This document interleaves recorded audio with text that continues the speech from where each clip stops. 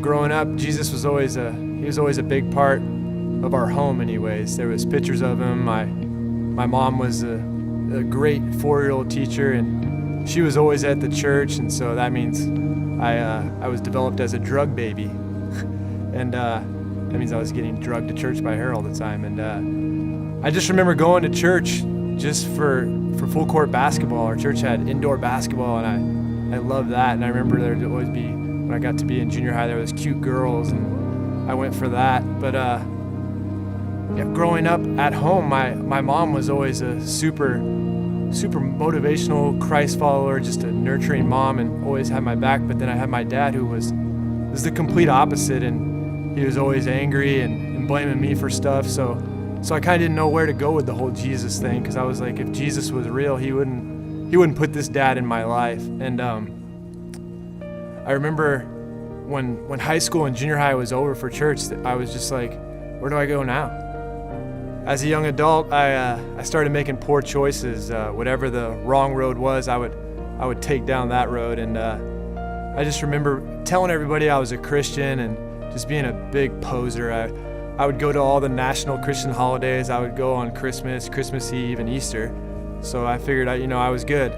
I vividly remember a time in my life when I was hanging out with some friends, and for some odd reason, Jesus came up, and I remember trying to have his back, trying to stick up for him. And I remember it clear to this day. My friend said, if you're a Christian, then I don't even want to be one.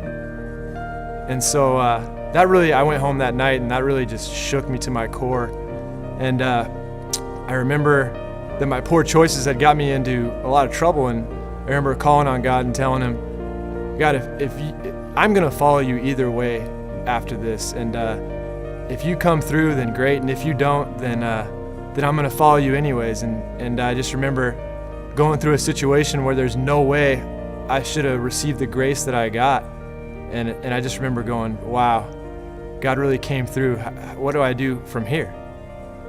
After I received the grace of Jesus to pull me out of my past, I remember thinking to myself, what do I do from here? What can I do? I feel like I have to help somebody or tell somebody. And I remember that my sister, she was going to my old church, and she filled out an information card for junior high ministry, but she didn't fill it out for her. She filled it out for me, and I had no clue. And so I was at work one day, and I received a phone call. I'll never forget it. It was this guy that was just so happy. His name was Matt Furby. And he was like, hey, John, what's up? You want to do junior high with me? And I couldn't just get over how happy he was. I was like, man, I want to be on my way to being happy like him.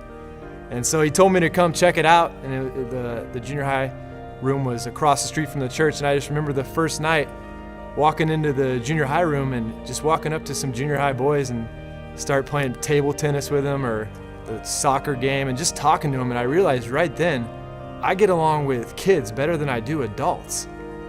And I just knew that was my fit, that was my niche. So I moved to Washington to move up here with my brother and his family. And my brother, when I moved here, he was the youth pastor, and I thought that was awesome. I was like, I want to do ministry with him. And so I checked out Thrive, and I felt right at home. I started hanging out with kids just like I did in Sacramento, and I just felt like this is where I need to be.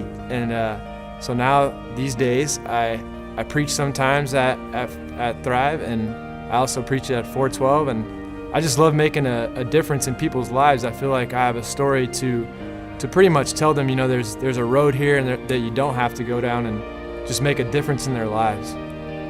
My name is John Asher, and I am not a fan.